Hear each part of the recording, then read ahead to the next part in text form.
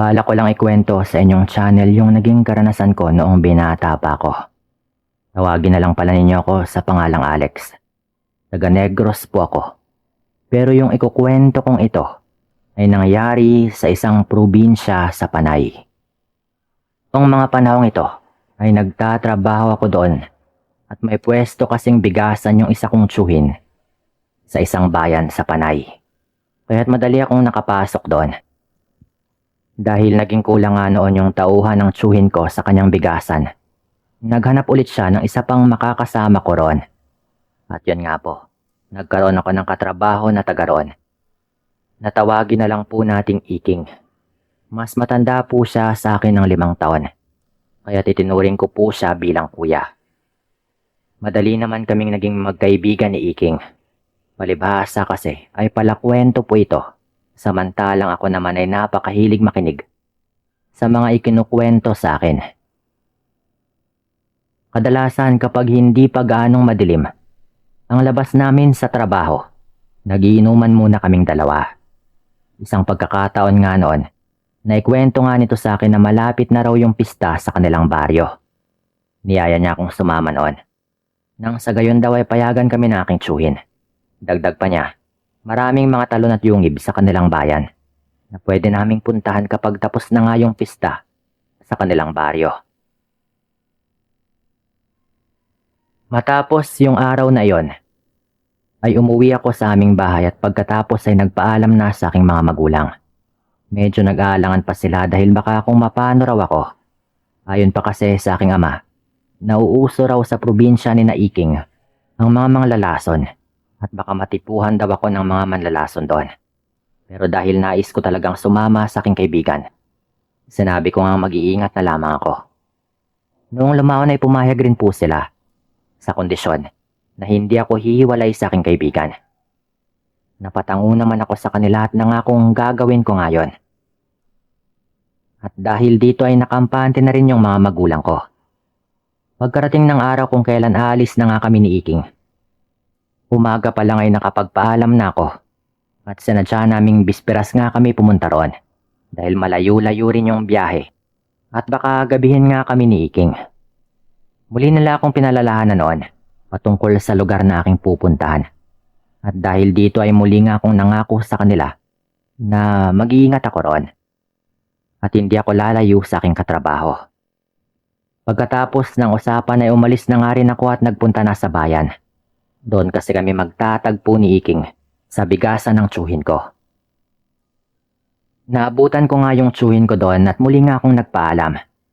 Noong una ay ayaw pa sana nito dahil wala siyang makakatulong sa kanyang bigasan pero nang sabihin namin na minsan lang din yon ay napapayag rin po namin ito. At nangako na lamang kami sa kanya na dadalan siya ng pasalubong sa aming pagbabalik. Nang tuluyang pumayag yung tiyuhin ko ay umalis na nga kaming dalawa ni Iking. Dahil mga 9:00 na rin ng umaga kami noong bumiyahe, alam namin na mahihirapan kaming makasakay kapag nakarating na kami sa kanilang probinsya.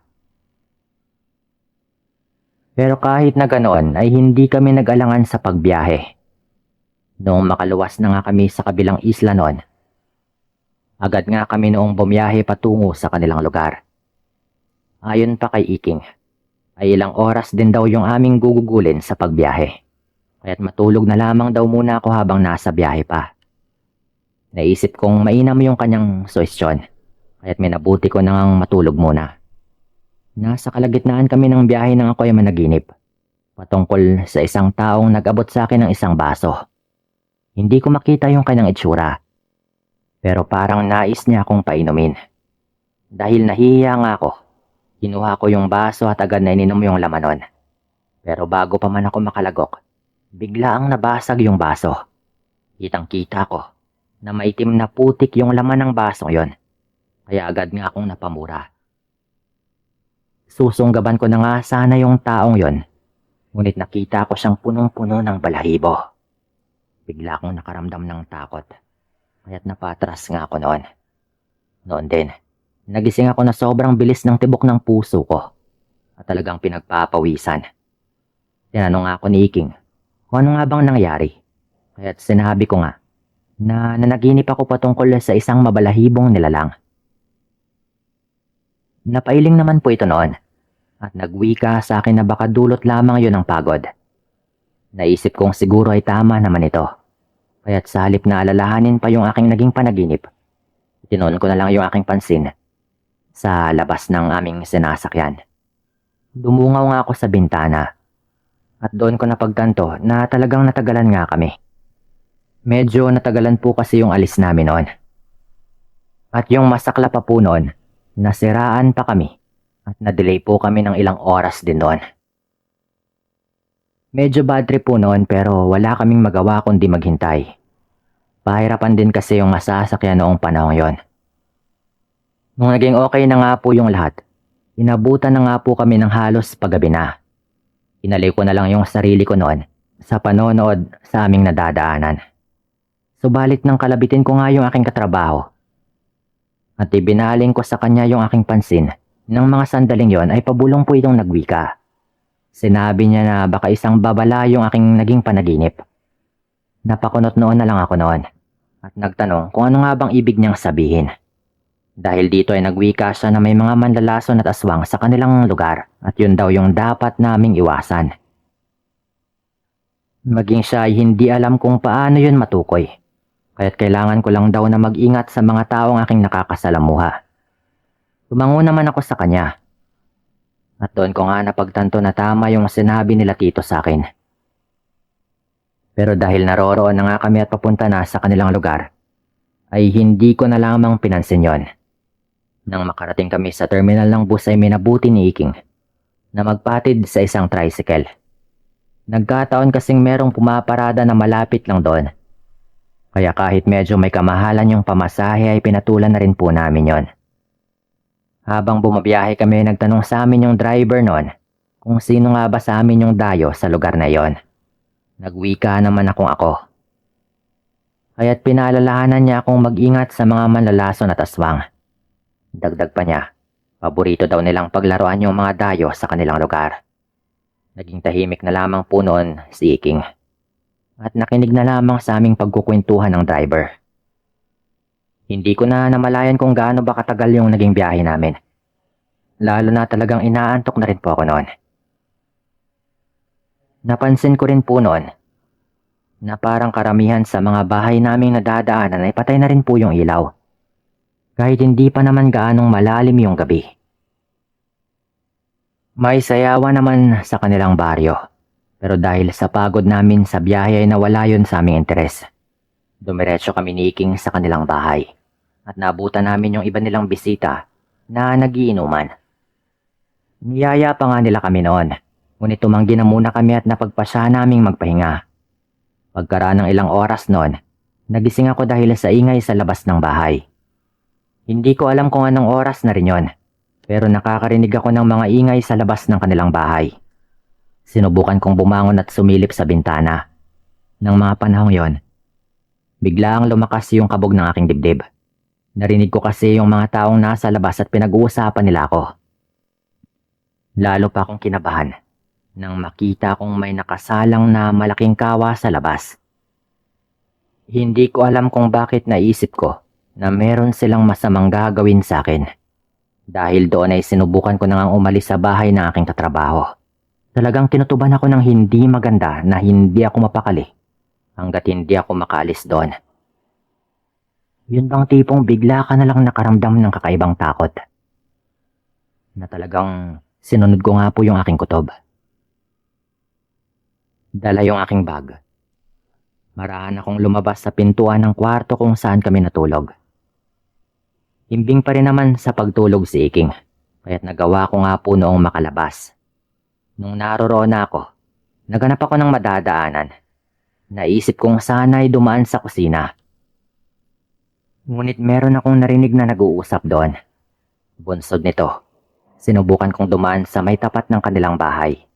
Marahan akong naglakad patungo sa kanilang sala. At nang naroroon na ay bahagya kong binuksan yung pintuan. Agad nga akong sumilip doon. At nakita kong merong nakatambay roon. Ilang segundo ko rin silang tinititigan. At nakita kong may kakaiba sa kanilang mga kinikilos.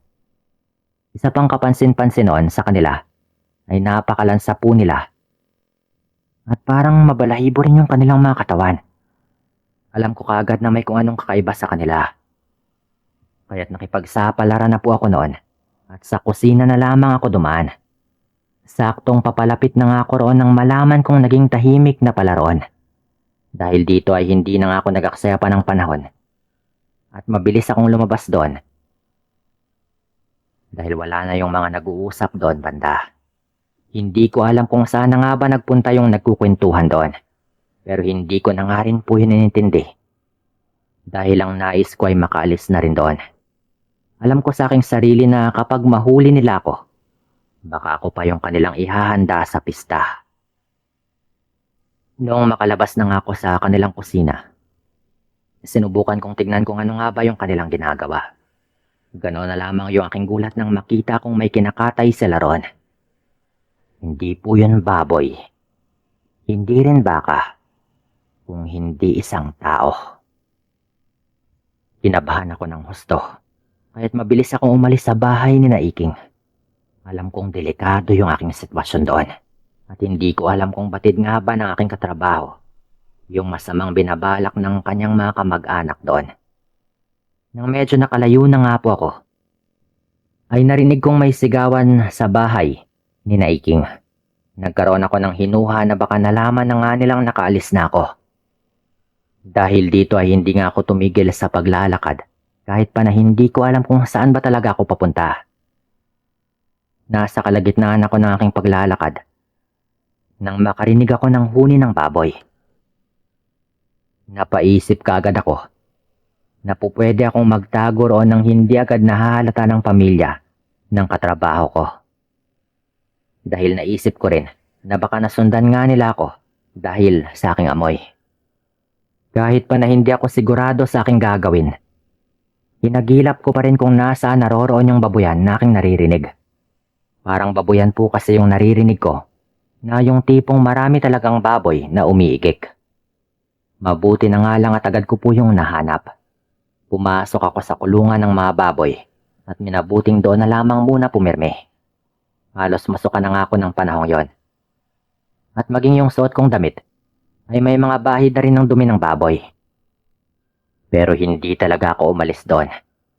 Pagkaraan ng ilang minuto pagkatapos kong makapwesto ron, nakarinig ako ng paghuni ng tiktik sa paligid.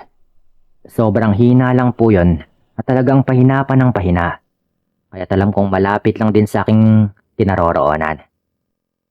Ngunit sa halip na mataranta, tinatagan ko po yung loob ko. Sumiksik ako sa bahagi kung saan nga nakahiga yung mga baboy, na ng panahong yon ay natahimik na rin. Noong mapansin ko na madali akong makita ron, minabuti kong mahiga rin kasama ng mga hayop. Habang ganon nga yung nangyayari, may ilang baboy yung umiigik ng mahina. Dahil dito ay kinabahan ako na baka makita ako ng aswang doon.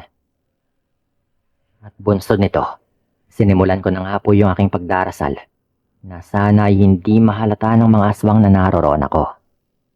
Nasa kalagitnaan ako ng aking pagdarasal nang makarinig ako ng boses ng isang lalaki. Nagmumura po yun na parang nagbabanta na parang may kung sinong kalaban. Pagkatapos niyang magbanta, biglang nawala yung paghuni ng aswang sa paligid. Naisip ko kaagad noon na matutulungan ako ng taong yon, kaya't dali-dali nga akong bumangon at humingi ng tulong. Agad namang lumapit yung lalaking yon sa kulungan ng mga baboy at nagulat siya nang makita ko ron. Kamuntikan pa nga po nito kung mataga. Ayon pa sa kanya, kukuha lang daw sana siya ng baboy na kanilang kakatayin kinabukasan. At hindi niya alam na naroroon ako. Inusisa niya kung bakit ako napadpad doon. At sinabi ko nga po sa kanya yung lahat ng mga nangyari. Kaya daw pala nakarinig siya ng mga huni ng tiktik sa paligid. At yun nga raw yung kanyang itinaboy. Kilala nga niya yung pamilya nila Iking. At ang sabi pa nito, malamang ay hindi pa raw aswang yung katrabaho ko. Ang mga kamag-anak daw kasi nito at maging yung kanyang mga magulang ay puro aswang na. Marahil daw, dahil sa pagiging gala ng katrabaho ko, ay hindi pa siya nahahawaan ng pagkaaswang nila. Naawa naman po ito sa akin noon, kaya't dinala nga niya ako sa kanilang bahay. Hinayaang makaligo at binigyan pa ng damit. Hindi muna ako umuwi noon. At sinabihan niya akong doon na lang magpalipas ng gabi. Ayaw ko man sana dahil natatakot ako pero nangako naman po itong walang mangyayaring masama sa akin. Mabuti na nga lang at wala namang nangyari. Kinaumagahan naman ay inihatid pa nga po niya ako papunta sa aking masasakyan. Hindi na ako nakapagpaalam sa katrabaho ko noon. At mula po nang mangyari yon, hindi na rin bumalik si Iking sa kanyang trabaho. Talagang hindi ko na po ito nakita pang muli. Hindi na rin siya nagpaliwanag dahil alam na nga rin po niya na alam ko na yung sekreto ng kanyang pamilya. Hindi ko alam kung plinano rin ba nila yon. Pero ang alam ko ay hindi na ako babalik pa sa lugar na yon. Dito ko na rin po ito tatapusin at maraming salamat.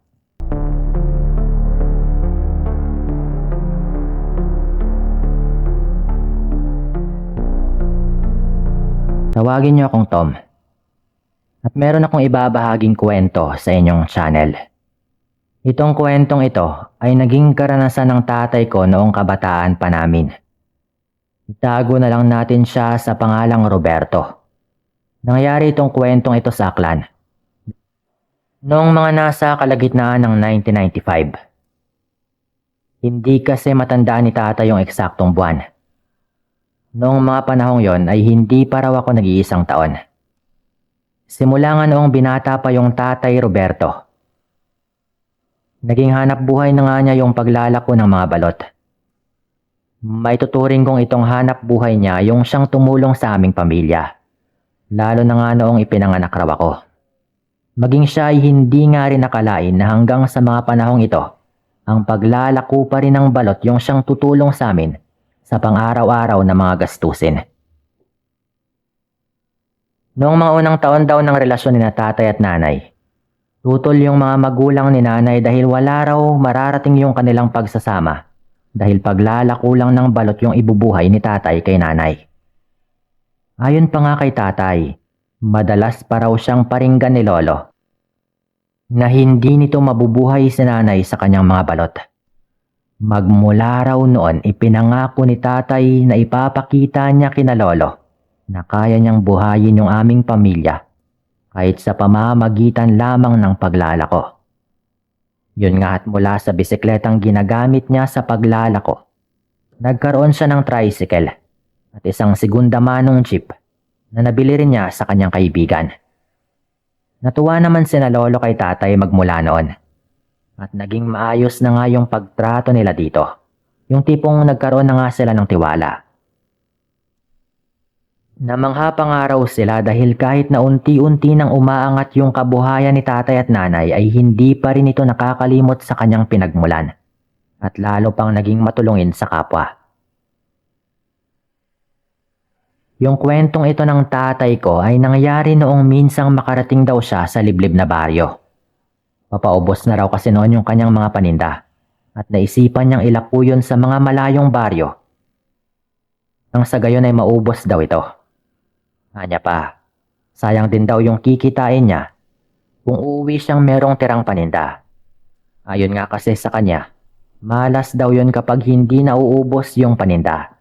Kaya kahit na may babalik lamang yung kanyang puhunan, ay ibinibenta niya nga po sa murang halaga. Nabandang alas 7 ng gabi nung dumiretso na nga siya sa isang baryo.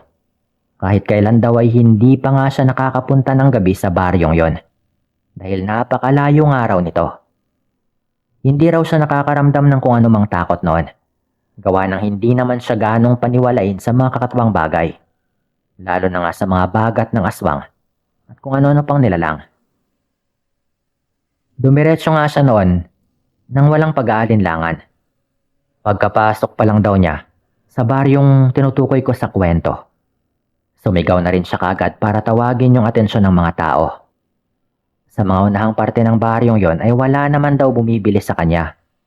Pero noong nakarating na nga raw siya sa may sentro ng baryo hanggang sa may dulo nun, ay naubos naman daw yung kanyang paninda. Ganoon na lang yung pagpapasalamat nito dahil walang natira sa kanyang mga paninda. Pero dulot nga ng kanyang biyahe, nakaramdam daw siya ng pagkauhaw. Kaya't naghanap nga siya ng tindahan kung saan siya pupwedeng makabili ng maiinom. Sakay ng kanyang tricycle ay binaybay nga raw niya yung pabalik ng daan. At tumigil daw siya sa may tapat ng tindahan at nasaktong naroroon daw yung isa niyang kakilala na umiinom daw noon ng beer. Dahil kahit papano ay meron naman siyang kakilala sa baryong ito. Kung ano-ano nga raw yung kanilang napag-usapan noon. At hindi na raw namalaya ni tatay yung oras noon. Kung hindi raw niya napansin na parang naghahanda na yung tindera para magsara, ay hindi pa raw sana siya magpapaalam na mauuna nang umuwi.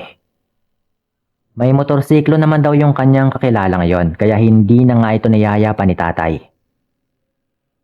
Noong mga panahong yon, nang makita ni tatay na madilim na nga yung kalsada ng kanyang tatahakin ay doon nga siya nakaramdam ng bahagyang takot. Pero pilit daw niyang iwinaksi yon at minabuti niyang bilisan yung kanyang pagmamaneho ng kanyang tricycle. Hindi na rin daw siya napatitig pa sa salamin dahil baka kung ano nga raw yung kanyang makita. Noong malapit na siyang makarating sa may kabilang baryo, may nahagip daw yung ilaw ng kanyang tricycle. Muli niyang nilingon yon. At nang makita niya na isang matandang babae yon na naglalakad sa dilim, agad raw niya itong tinawag. At inihinto yung kanyang tricycle. Ilang ulit pa raw niya itong tinawag hanggang sa mapatitig nga sa kanya yung matanda. Lalo pang naawa yung tatay ko noon nang makita niya yung itsura ng matanda na parang pagod na pagod. May dala kasi itong lata ng biskwit at parang may kabigatan daw po yon. Tinawag yun ni tatay at sinabihan na makisakay na lamang sa kanya para hindi na nga ito mahirapan pang maglakad. Lumapit naman sa tricycle ni tatay yung matanda at nagwika na sa susunod na baryo na lamang daw siya bababa. Nagpasalamat pa nga ito kay tatay bago tuluyang sumakay ng tricycle. Okay lang din kay tatay dahil dadaanan naman niya yung baryong yon.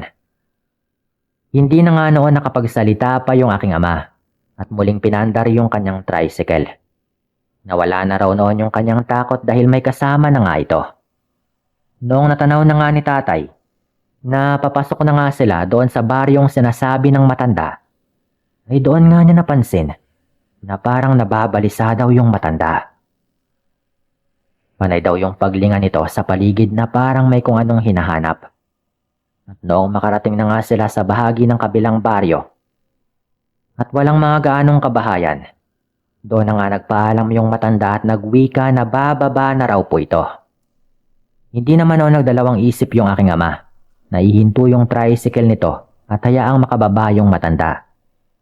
Pagkababa nga raw na pagkababa ng matanda, ay agaran daw itong naglakad.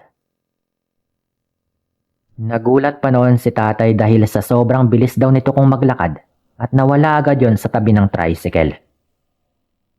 Dahil doon, nakaramdam ng kilabot yung tatay ko. Iniisip pa niyang baka multo yung matanda. Kaya't agaran nga raw niyang pinaharurot yung kanyang tricycle para makauwi na rin kaagad. Saktong pagkarating ni tatay sa bayan, doon nga niya napansin na naiwan ng matanda yung lata ng biskwit nito. At doon, naisip ni tatay na hindi multo yung matanda. Anya pa, kung multo daw yon, dapat wala raw yung maiwang bagay roon. Balak sana niyang buksan yon at iwan na lang yon sa bayan pero naisip niyang baka makikita niya rin naman yung matanda kinabukasan at baka hanapin nga nito sa kanya yung lata nito. Sa kadahilan ng yon, minabuti niyang dali na lamang yon pauwi sa aming bahay. Pagkarating niya sa bahay, agad niyang sinabi kay nanay na naiwan ng matanda yung lata na marahil ay biskwit nga yung laman. Naintriga naman daw yung nanay ko sa latang yon. At sinubukan daw niya yung buhatin. Pero ganoon na lang daw yung gulat niya dahil hindi raw normal yung bigat nito. Bagay na napansin naman din ni tatay. Nakumbinsi naman si tatay noon na baka hindi nga biskwit yung laman nun. Dahil malakas pa nga yung kanilang kutob. Na baka iba talaga yung laman ng naturang lata.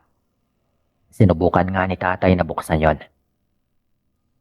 At noong medyo nagkaroon na nga ng awang sa pagitan ng lata at ng kanyang takip, Biglaan daw na sumambulat yung hindi kaaya-ayang amoy sa paligid. Parang napakalansa daw nun, na hindi nila maipaliwanag ng husto ang kakaibang amoy nun.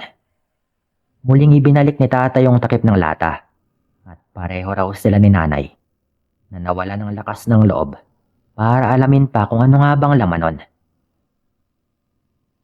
Noong mga ganoong sandali, may kutob ng hindi maganda yung tatay ko. Sinabi niya rin kay Nanay na malakas yung kanyang duda na baka aswang yung matandang yon. At sinabi pa raw niya kung ano pa yung kanyang mga ibang napansin sa kanyang naging pasaherong yon noong nakasakay nga ito sa kanyang tricycle. Idinagdag pa nga noon ni Tatay yung pagbaba ng matanda sa bahagi ng kalsada na walang kabahayan at ang mabilis daw nitong pagkawala. Namulagat naman yung mata ng aking ina noong marinig nga niya yung kwento ni Tatay. Sinabi niyang kung hindi siya nagkakamali ay baka aswang nga yung matandang naisakay ni Tatay at ang latang kanyang dala ay paniguradong baka lamang loob o karne ng tao. Dahil nga sa sinabing yun ni Nanay, naisipan ng Tatay ko na tuluyan na ring buksan yung lata ng sa gayon ay makumpirma nga nila kung ano ba talaga yung laman nun. Subalit nung akmang bubuksan na nga sana niya yung lata, biglaan silang binulabog ng magkakasunod na paghuni ng aswang sa paligid. Parang huni raw yun ng tiktik. Pero parang napakahina raw at tila bumubulong lamang malapit sa kanilang dingding. Dahil may kutob na nga sila kung ano nga ba yung laman ng lata at kung ano yung matandang yon, buong tapang na nagwika yung tatay ko. Sinabi nito na kung nais kunin ng umaaligid yung lata, ay ilalagay daw niya yon sa may labas ng kanilang bahay ng mismong sandaling yon. At pagkatapos nga niyang magwika, natahimik daw yung paligid noon. Maniniwala na nga sana silang baka nawala na yon. Pero nagising daw ako at nagsimulang umiyak ng umiyak. Dahil doon ay muling nagwika yung aking ama. At sinabing lalabas na nga siya ng bahay at isasauli yung latang yon. Pero wag daw akong gagalawin ng aswang. Dahil isusumbong ni Tatay yung patungkol sa matandang nag-iwan ng lata sa kanyang tricycle. Kahit papano ay namukha naman daw niya yon at kapag ilarawan niya sa ibang mga tao ay baka makilala nga ng iba. Pagkatapos sabihin ni Tatay yung mga katagang yon, isinukbit daw niya sa kanyang tagiliran ang kanyang itak. Saka nagmadaling lumabas ng bahay, nadala-dala yung lata na merong lamang hindi pa rin nila tukoy. Habang naglalakad noon, pinakiramdaman niya yung paligid. Pero hindi raw niya maramdaman yung presensya ng aswang na malapit sa kanya. Ilang segundo pa siyang nanatili roon at nagpalinga-linga pero wala raw talagang aswang. Ayon pa nga kay Tatay, matatawa na raw sana siya sa kanyang sarili. Dahil naniniwala siyang merong aswang na parang malabo naman. Ngunit nang makarinig raw siya ng kaluskos sa madilim na bahagi ng aming bakuran at may naninag daw siyang mapupulang mga mata na parang nakamasid sa kanya, doon nga ay pinanindigan daw siya ulit ng mga balahibo sa kanyang batok. Ramdam din daw niya na parang nanlaki yung kanyang ulo dahil nga sa pangingilabot. Sa kadahilan ng yon, iniwan na lang niya roon yung lata at patakbo na siyang pumasok ng bahay. Pagkapasok nga ni Tatay, ay hindi raw muna nito isinara yung pinto. Tinawag pa raw siya ni Nanay na nooy karga-karga ako. At sinabihang sara na nga yon. Pero napailing daw yung tatay ko noon. At nanatili daw siya sa may likuran ng pintong bahagyang nakaawang noon. Pinagmasdan daw niya yung bahagi kung saan nga niya iniwan yung lata. At maging yung parte ng labas ng bahay namin kung saan nga niya nakita ang mapupulang mga mata. Walang ano-ano ay nagulat na lamang yung aking ama nang makita niyang itim na nilalang na lumapit sa latang kanyang iniwan sa labas ng bahay. May liwanag din kasi kahit papano na mula sa buwan. Na noon ay hindi pa nga ganun kaliwanag pero sapat na para makita yung paligid. Sa isang pagkisap ng kanyang mata, ay magkahalong mangha at hintakot yung kanyang naramdaman dahil kitang-kita niyang mabalahibong nilalang na iyon. Bigla ang naging isang dambuhalang ibon daw yon. At nalaman kaagad na aking ama na ibon yon dahil ibinuka nga nito yung kanyang napakalapad na pakpak. Agaran daw na lumipad yung ibon. Habang bitbit na raw nito yung lata na may lamang kung anong napakabahong bagay. Narinig na lamang nila yung pagaspas ng pakpak na papalayo sa may tapat ng aming bahay. At pagkatapos daw nun ay mabilis nang isinara ng aking ama yung pinto ng bahay at lumapit kay nanay. Hanggang sa mga oras na iyon, patuloy pa rin daw ako sa pag-iyak. At dahil doon ay si tatay na nga yung humeles sa akin at kalauna naman daw, ay tuluyan na rin akong nakatulog ulit. Sinabi niya kay nanay na tama nga yung kanilang hinala na pagmamay-ari ng aswang yung latang yon. Malakas daw yung kanyang kutob. Na yung mismong matandang yon din yung kumuha nun.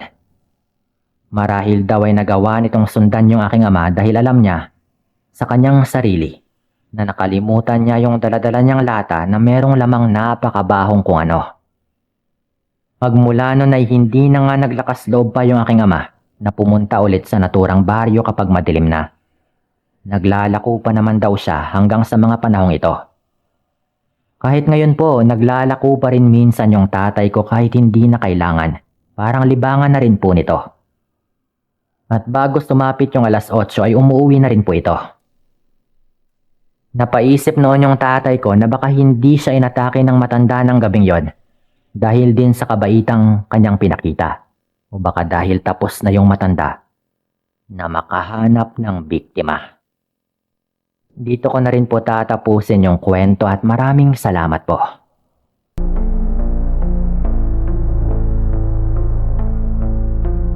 Magandang araw o gabi sa inyong lahat. Binabati ko rin ang ating masipag na narrator. Tawagin ninyo ako sa pangalang Rowen ng Kapis. Ang kwentong ibabahagi ko ay nangyari taong 1991. Karanasan ko mismo ito at ng iba pang mga tao na mababanggit dito sa kwento. Lumaki ako sa isang baryo na medyo magulo. Yung tipong wala akong maalalang fiesta na walang nagkakagulo. Laging merong away na malala. Kahit sa mga normal nga na araw, maya't maya po yung nag-aaway. Dahil palagi pong lasing at mga basagulero yung ibang kalalakihan sa baryo namin. Nagumpisa po yung kwentong ito noong meron po kaming namatay na kamag-anak, kapatid ng tatay ko. Dito po nagumpisa yung lahat. Itong tiyuhin ko na namatay, meron itong nag-iisang anak na tawagin nating Kuya Harold. Pinsan ko na mga 5 taon yung agwat sa akin. Itong tiyuhin ko na ito na namatay ay medyo problema rin talaga ng pamilya bago ito pumanaw. Lagi po kasi itong merong kaaway. Paano ba naman, pinapatulan niya lagi yung mga taong nagsasabi na isa raw siyang aswang. Marami po talagang nagsasabi noon na aswang raw yung tiyuhin ko. Kahit hindi naman talaga. Medyo may problema lang po ito sa pag-iisip. Kaya minsan, lumalabas po ito ng gabi at kung saan-saan napapadpad. Patay na rin kasi yung asawa ng tiyuhin ko na ito. Matagal na. Kaya yung anak na lang din talaga nito yung kanyang kasama. Pero ngayon, iniwan na rin niya yung kanyang anak. Katunayan, pinatawagan talaga ng tatay ko ng albularyo itong tiyuhin ko na ito. Para patignan kung totoo nga bang aswang o hindi. Pero natawa na lang po kaming lahat. Dahil hindi raw talaga sabi ng albularyo. Gayunpaman, kahit nalaman na nga po namin na hindi, marami pa rin talaga yung naniniwala na aswang talaga yung tiyuhin ko. Kaya nung mamatay po ito, ano pa ba yung iisipin ng iba tungkol sa kanyang anak na naiwan niya? Hindi talaga maiiwasan. Naisipin pa rin ng iba na minana talaga ng pinsan ko yung pagkaaswang ng kanyang ama. Kahit hindi naman nga talaga aswang yung tsuhin ko. Yun din yung dahilan kung bakit konti lang yung pumupunta sa lamay ng tsuhin ko.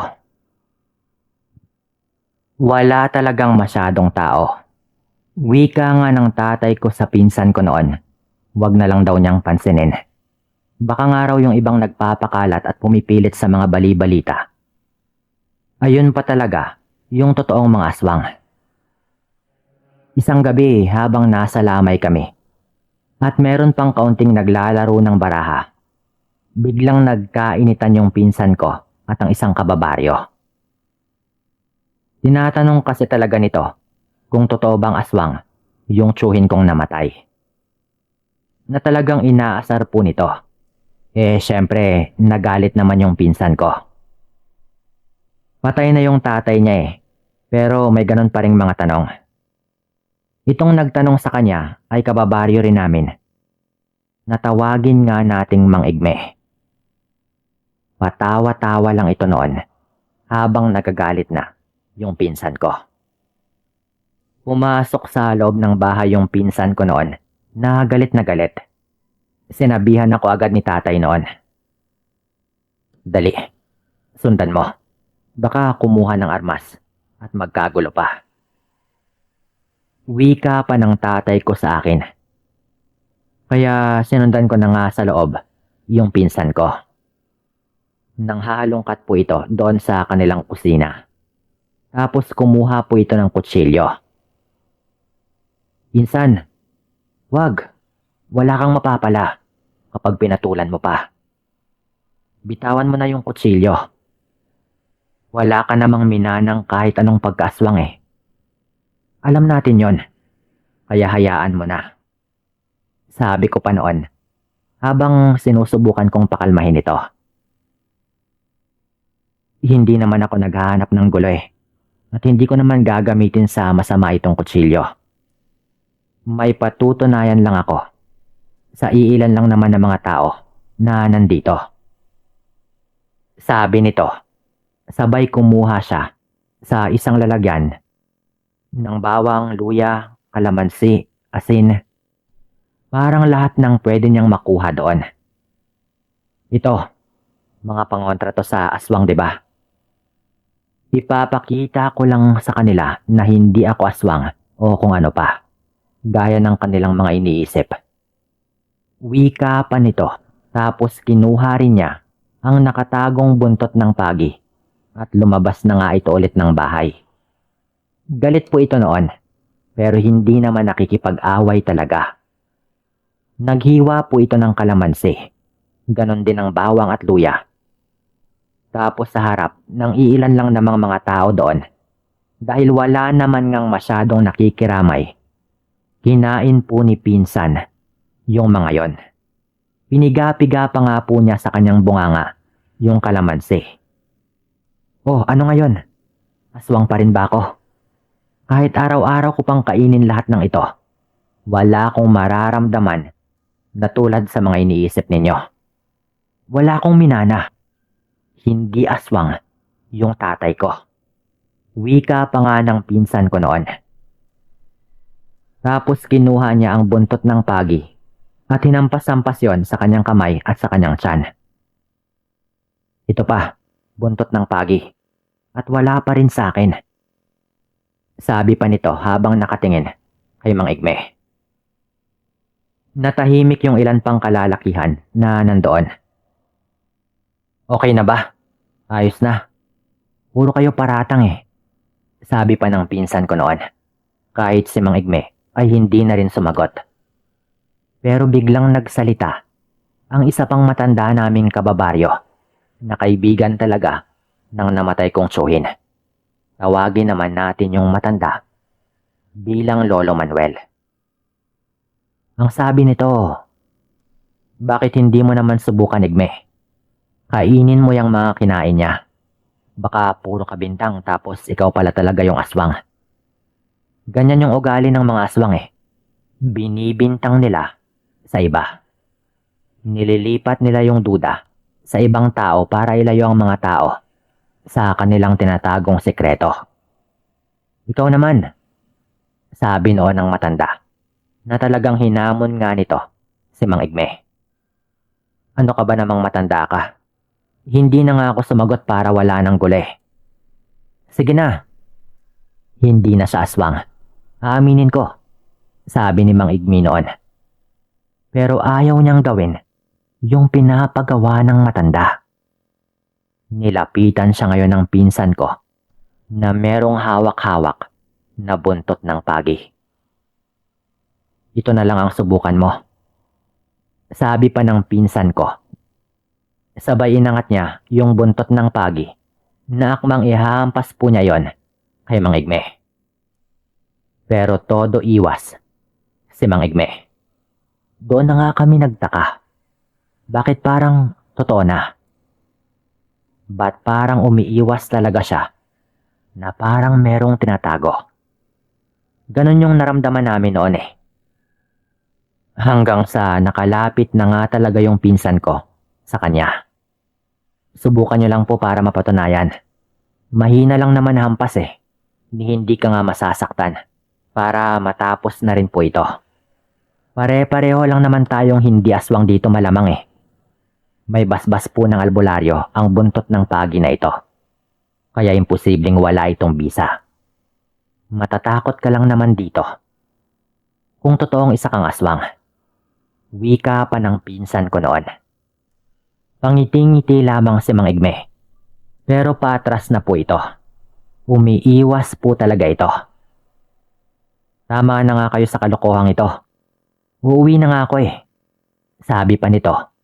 Pero nung lumapit na nga talaga yung pinsan ko sa kanya, bigla niya po itong tinulak, Sir Dan. At bago mapatras si pinsan, hinataw niya kay Mang Igme yung buntot ng pagi na parang pabiro lang. Alam ko yon dahil kilala ko yung pinsan ko. Hinataw niya po si Mang Igme nang hindi naman kalakasan talaga na ang nasa utak niya ay parang biruan lang.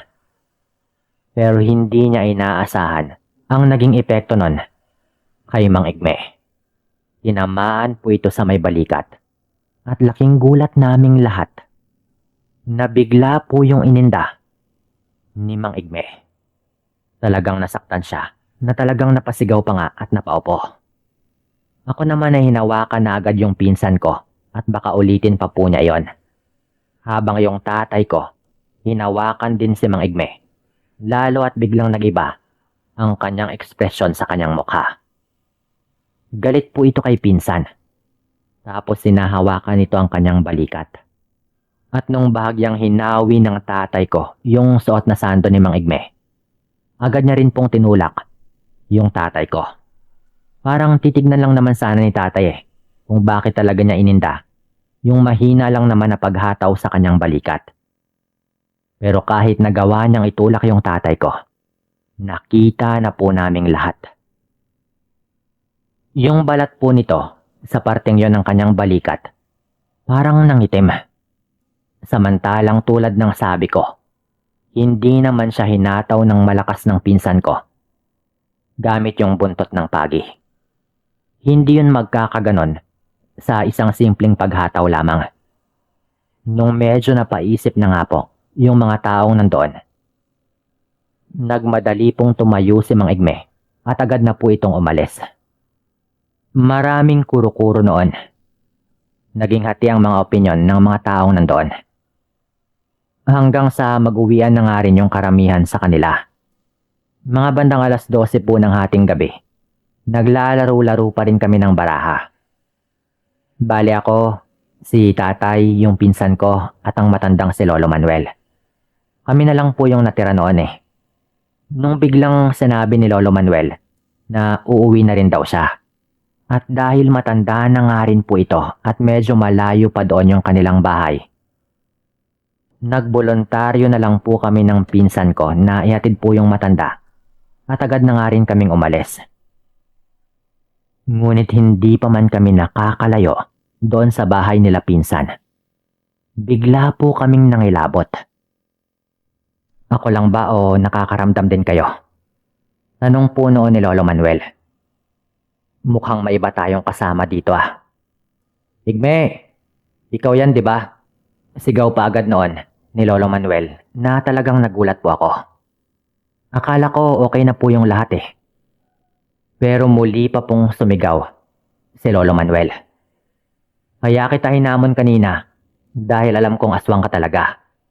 Kaya nga ayaw mong gawin yung pinapagawa sa'yo kanina di ba? Sigaw pa po nito. Tapos kinausap naman niya yung pinsan ko. Alam mo ba, iho? Yan ding si Igme, yung unang nagpakalat ng balita na aswang yung tatay mo. Kahit hindi naman totoo. Hindi lang siya pinatulan ng tatay mo. Pero duda na kami ng tatay mo na talagang aswang, yang si Igme. Wika pa ni Lolo Manuel noon sa pinsan ko. Iniilaw-ilawan ko lang yung paligid nung biglang merong nahagip yung ilaw ko sa may damuhan. Ngunit bigla naman yung tumalon. Mabilis. At tumalon yon hindi sa pinsan ko o sa akin, kundi kay Lolo Manuel. Parang tao sa una pero hindi. Malayo. Mukha lamang tao ang kanyang anyo. Pero parang mas malapit yon sa hayop kung kumilos. Sinakal po nito agad yung matanda. Na parang gusto niya po agad na patayin. Ngunit nagawa po siyang saksakin ng pinsan ko. Habang dinudumog po nito si Lolo Manuel. Hindi pa nga po ako nakapag-isip pero nagawa na po yon ng pinsan ko. Talagang matapang din po kasi itong si pinsan.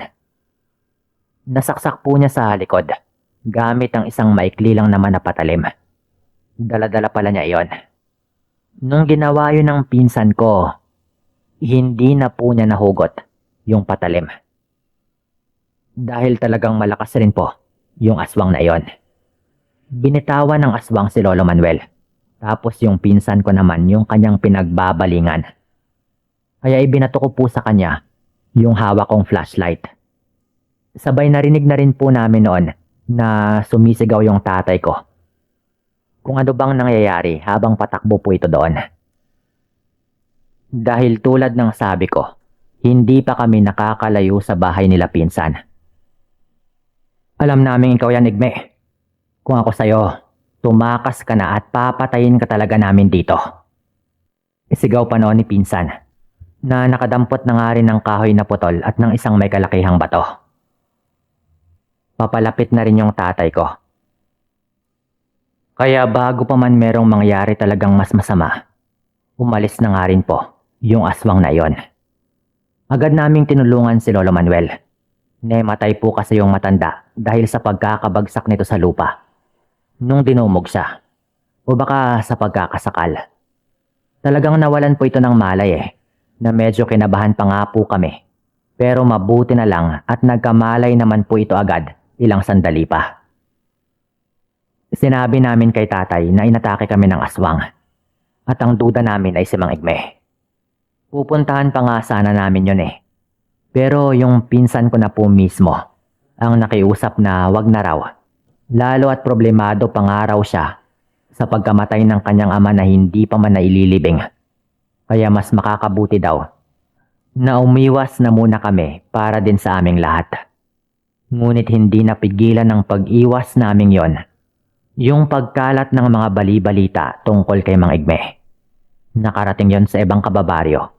At siya naman yung binansagang aswang sa aming baryo. Nang panahon na yon. At sa pagkakataon na ito ay hindi lamang bintang lang dahil alam po naming totoo.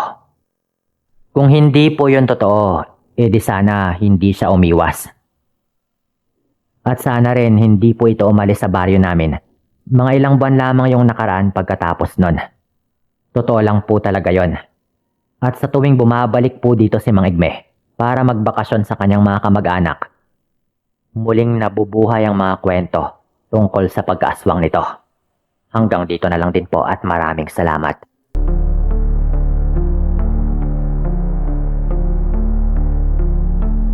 Magandang araw sa inyo, Sir Dan. Tawagin na lamang ninyo ako sa pangalang Ella. Nakatira dito, sa isa sa mga probinsya, sa isla ng Panay. Gusto ko lamang pong ikwento sa inyo ang aming naging karanasan ng asawa ko na tawagin po naming Ramon tungkol sa mga aswang. May narinig na rin po akong kwento dati na medyo hawig nito. Kaya nga po nakumbinsi ako na ipadala rin itong kwento ko. Nang mga panahong yon, 3 buwang ipinagbubuntis ko po yung ikalawa naming anak. Dahil may trabaho na rin po yung asawa ko, madalas po kaming naiiwan ng panganay naming anak sa bahay namin. Nasa 4 na taong gulang pa lang po noon yung panganay namin eh. Isang pagkakataon, nagpaalam yung aking asawa sa akin na gagabihin daw ito.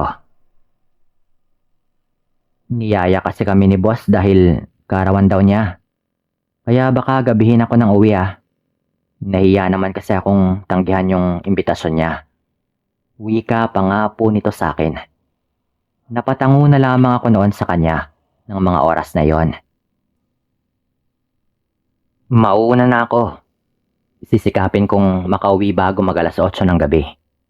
Dagdag pa nga po niya at nagpaalam ng aalis. Mag-ingat ka ah. Wika ko naman po rito. Bago nga siya tuluyang umalis noon, ay pinagsabihan pa niya akong huwag kalimutang isara ng maigi yung mga bintana at pati na rin yung mga pinto ng aming bahay. Saktong nakaalis na nga po ito noon. Nagising naman yung panganay naming anak. Hinanap nito ang kanyang ama. Kaya sinabi kong umalis na ito. Ipinagtimpla ko na lamang ito ng kanyang gatas. At habang nagtitimpla nga ako noon, ay nagsalita yung aking anak. Ma, meron po akong napansin kagabi sa kisame ng kwarto natin. Wika pa niya habang nakatingin sa akin. Kasama po kasi namin itong natutulog sa aming silid at napapagitnaan pa namin siya ng aking asawa. Dahil sa kuryosidad ko tungkol sa sinabi ng aming anak, ay tinanong ko nga siya kung ano nga ba yung kanyang napansin. Para po kasing merong maliit na sinulid sa may kisame, mama. Tugon pa nga po ng bata sa akin noon. Dahil hindi ko lubos na maintindihan noon kung ano nga ba yung kanyang ibig sabihin. Pinagsabihan ko na lamang siyang wag nang pansinin pa ang bagay na kanyang nakikita. Dahil baka bunga lamang yon ng kanyang imahinasyon. Napatango na lamang din ito sa akin bilang pagtugon. At kinagabihan nga po noon, mga bandang 7:00 ay hindi pa rin nakakauwi yung asawa ko. Naisarado naman namin yung bintana, pati na rin yung mga pinto. Nakailang ulit ko pa nga pong chinek kung talagang naisara ko. Kaya kahit papano ay kampante naman ako ng mga oras na yon. Nasa silid na kami ng mga oras na yon at nakahiga na rin sa aming higaan. At nang maramdaman ko nga noon yung pagod at pati na rin yung antok, hindi ko na nga napigilan pang mapaidlip. Nagising na lamang ako nang makaramdam ako ng pagyugyug ng aking anak. At nang iminulat ko nga yung aking mga mata, nakita ko yung aking anak na nakaupo malapit sa akin. Kaya agad akong napabangon nang mapansin kong tila natatakot po ito. Ano bang problema? Bakit parang takot ka, anak? Nababahalang tanong ko rito. At hindi po ito sumagot. Bagkus ay napaturo po siya sa aming kisame. Napatingala rin ako noon. Ngunit wala naman akong nakita roon. Ano bang meron sa kisame, anak? Tanong ko pa nga po ulit dito. May sinulid po kasi na umakyat. Tugon naman po nito. At ng mga oras po na yon, kumuha pa ako ng flashlight para ilawan yung kisame. Kahit nakita naman ito dahil sa ilaw. Gusto ko lang kasing siguraduhin kung meron nga bang sinuli doon. Gaya nga ng winika ng aking anak. Inilawan ko nga yung kisame noon ngunit wala naman akong nakikita. Subalit, Nung tignan kong mabuti, meron akong napansin na maliit na butas na animoy kasya lamang po yung daliri ng bata. Pinagsabihan ko na lamang yung aking anak na matulog na lang at kung ano-ano pa nga yung kanyang nakikita. Gayong wala naman. Naisip ko ring sabihin na lamang sa aking asawa yung tungkol sa maliit na butas na nakita ko para maayos nga niya ito at nang wala nang makita pa roon yung bata na kung ano-ano, lalo na tuwing gabi. Wala nang nagawa pa yung bata noon kundi yung mahiga na rin. Hinintay kong makatulog ito. At nang makatulog na nga yung bata, nahiga na rin ako sa kanyang tabi. Ipipikit ko na sana yung aking mga mata upang matulog na rin. Subalit hindi ko nagawa pa. Dahil narinig kong may kumakatok sa pintuan. Kaya bumangon na lamang ako upang pagbuksan yung aking asawa. Hindi nga ako nabigo noon dahil yung asawa ko nga po yon. Kinamusta naman po niya kami. Kaya sinabi kong okay lang naman kami. At dumiretso na nga rin kami sa aming kwarto dahil tapos na rin siyang maghapunan. Nagbihis na lamang muna yung aking asawa. At nang matapos po ito sa kanyang pagbibihis, ay nahiga na rin ito sa aming kwarto. Mabuti naman at tulog na itong anak natin. Sabi pa nga po nito. Himbing na himbing naman noon yung aming anak sa kanyang pagtulog. Hindi ko na nagawa pang sabihin sa aking asawa yung tungkol sa binabanggit ng bata na isang sinulid na bumababa at tumataas sa may kisame. Dahil alam ko na pagod na rin po noon yung asawa ko at medyo inaantok na. Kaya hinayaan ko na lamang po itong matulog ng gabing yon upang makapagpahinga po ito. Nang mga sumunod na araw, madalas na rin pong sabihin sa akin ng aking anak yung tungkol sa parang sinulid na maliit na kanyang nakikita tuwing gabi. At dahil doon, masinsinan ko nga po siyang kinausap noon tungkol sa bagay na iyon. Naisip ko na hindi naman siguro magagawa ng bata na magsinungaling. Kaya baka totoo talaga yung mga sinasabi nito. Sigurado ka bang sinulid yung nakita mo sa may kisame? Tanong ko pa nga po sa kanya noon. Tila nagdalawang isip naman po siyang tumugon sa akin. At nagulat na lamang ako nung napailing po ito na parang ayaw po nitong magsalita tungkol sa tinanong ko. Pero nagsalita pa rin po ito. Para po yung sinulid, Mama. Pero gumagalaw po yun eh. Nagmumula po ito sa butas na nasa kisame natin. At kapag nagigising po kayo o kaya ay gumagalaw, agad po yung bumabalik sa butas. Inosente namang kwento ng aming anak na parang hindi niya alam kung ano nga ba yung bagay na yon. Nakaramdam naman ako ng takot dahil sa narinig ko mula sa kanya. Hindi ko alam kung ano yung bagay na yon. Kaya naisip ko na lang na sabihin ito sa aking asawa kapag medyo nasa tamang oras na rin. Sige anak, ipapaayos na lang natin kay tata yung kisame ah. Wika ko lang po dito. Huwag mo nang isipin yun ah. Ikaw rin. Dagdag ko pa ngang sabi na agad naman po nitong tinanguan. Isang gabi, nang magkaroon nga kami ng pagkakataong makapag-usap ng aking asawa, sinabi ko nga sa kanya yung tungkol sa bagay na iyon. At ang sabi ko nga, pwede bang bukas bago ka pumasok sa trabaho, ayusin mo muna yung kisame sa ating kwarto? Tanong ko pa nga po rito. Nagtaka naman ito dahil sa sinabi ko. At tinanong pa nito ako kung ano yung kanyang aayusin, gayong wala namang problema roon. Meron kasing butas yung kisame. Madalas ding nagrereklamo yung anak natin na meron daw siyang nakikitang parang sinulid na humahaba. Dagdag ko pa nga po noon. Tumango na lamang yung aking asawa sa akin. Sige, bukas kahit maaga akong aalis. Gagawin ko muna. Ayusin ko muna yung butas na sinasabi mo. Wika naman po nito. Nagpasa na lamang kaming matulog noon dahil mahimbing na rin yung tulog ng aming anak. Naging maayos naman po yung gabing yon. Hanggang sa akin na umagahan at pagkagising namin.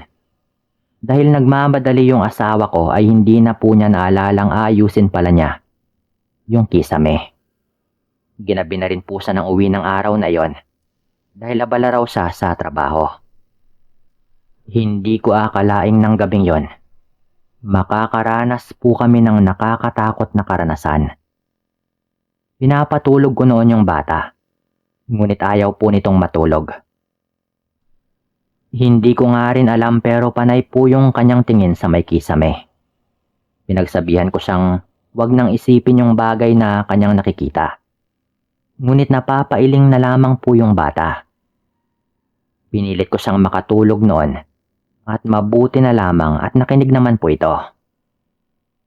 Nang makatulog na nga rin po ito, naisipan ko na rin na mahiga sa kanyang tabi upang magpahinga. At dahil sa antok, nakatulog na rin naman kaagad ako.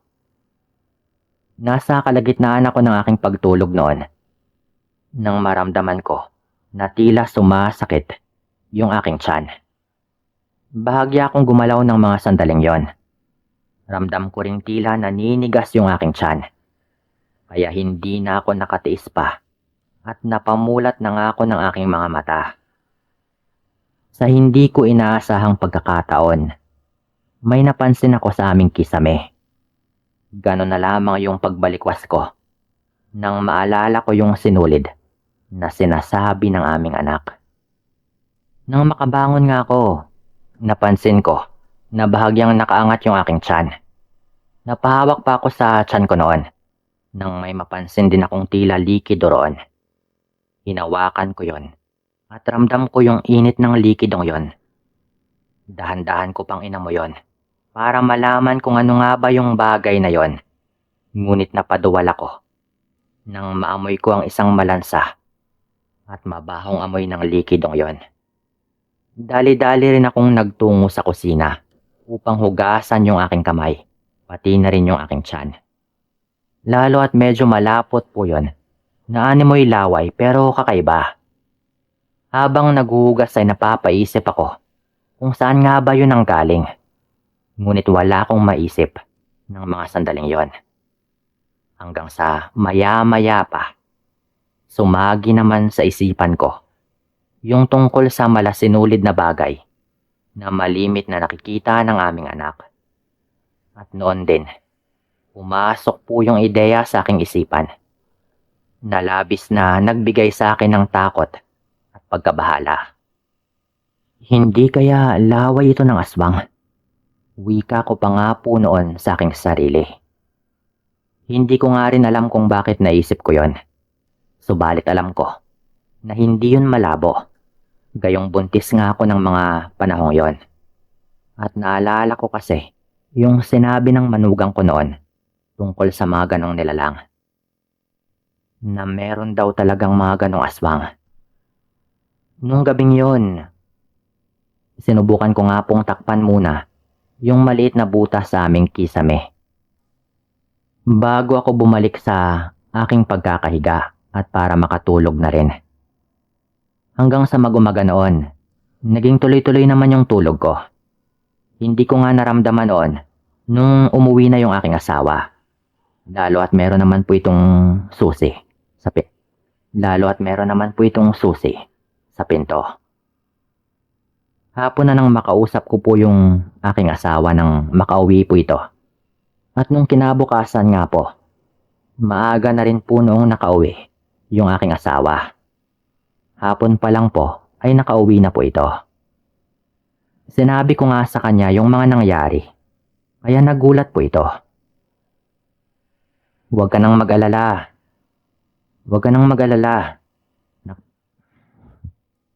Dahil lahat po ng mga nangyari ay talagang inisa-isa ko na sabihin dito. Pero binawi ko rin po agad yon para hindi po siya mangamba. Huwag ka nang mag-alala. Tinakpan ko na rin yung butas sa kisame. Kaya hindi na siguro maalis yung nilagay ko roon. At baka wala nang makita mula roon yung ating anak. Wika ko pa sa asawa ko. Napatango na lang din po ito sa akin. Inakala ko talagang hindi na rin makukuha yung nilagay ko roon. Ang hindi ko alam noon, wala na pala yung bagay na nilagay ko roon na hindi ko lang namalayan. Nang gabing yon, mahimbing kaming natutulog. Nung makaramdam ulit ako ng pananakit ng aking tiyan. Nasa kalagitnaan kami ng pagtulog noon nung malimpungatan po kami ng aking asawa dahil sa mga pagsigaw ng aming anak. Nang magising ako, ramdam kong may mainit na kung ano sa aking puson.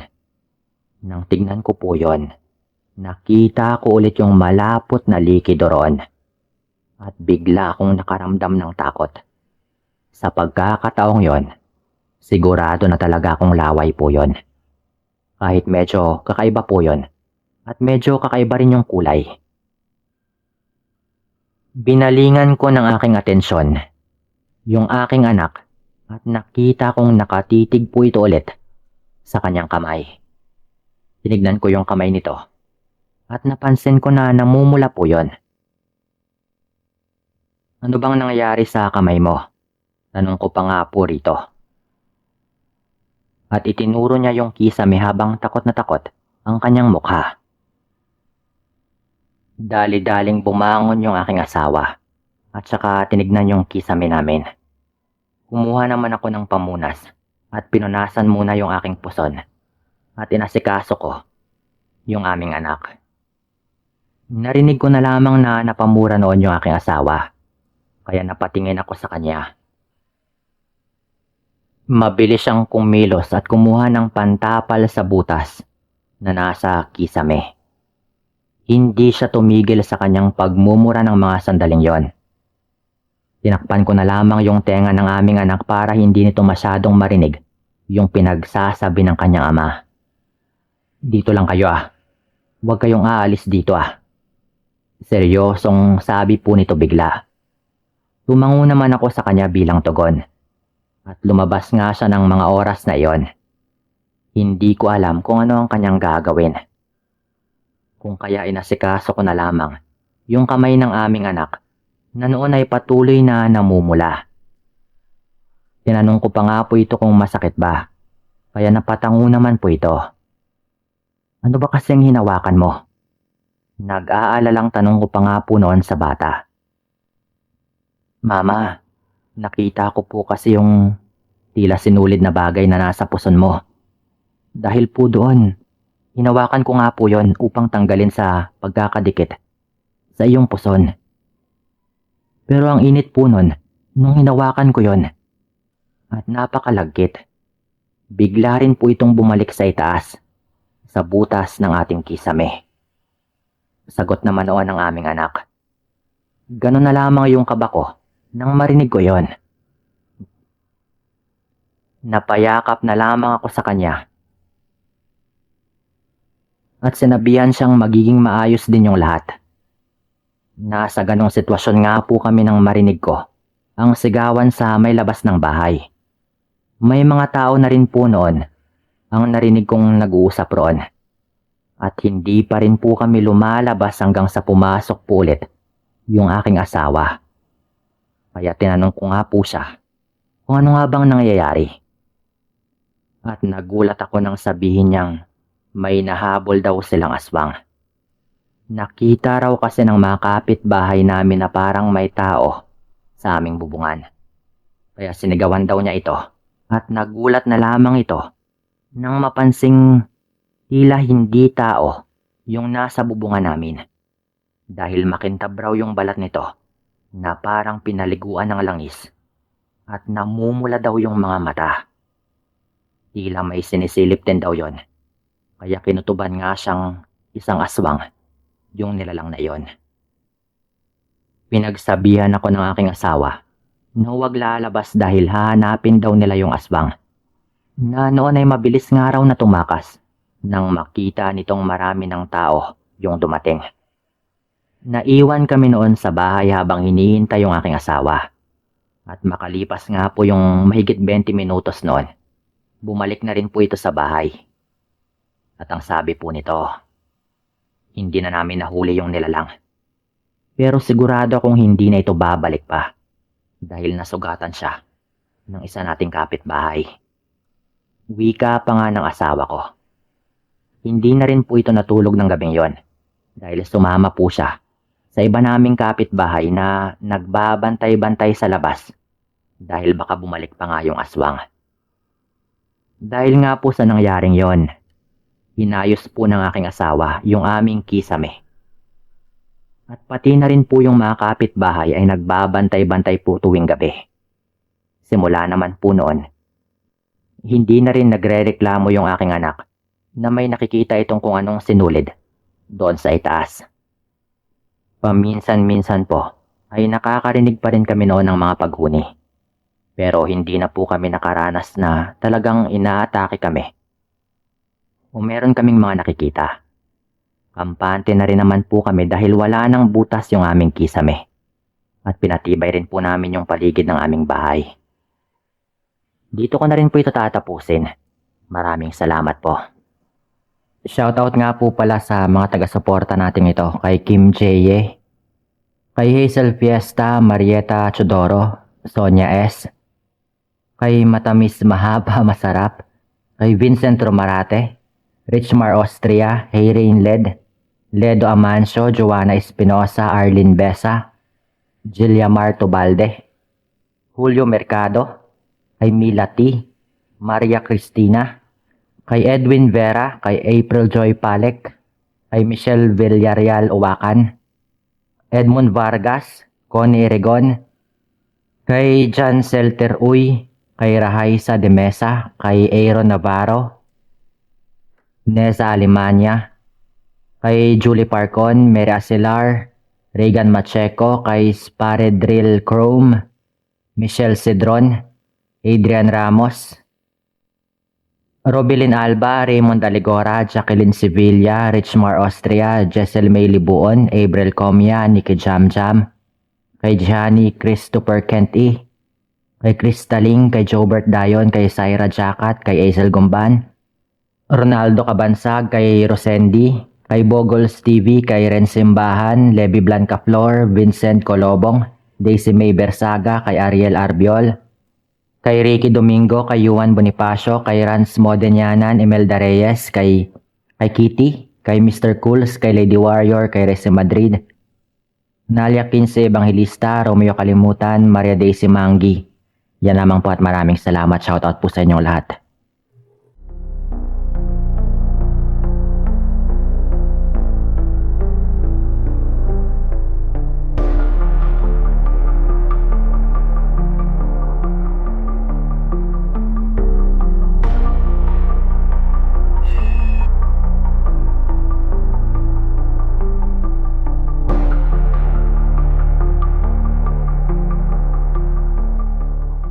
Binabati ko yung lahat ng mga nakikinig dito.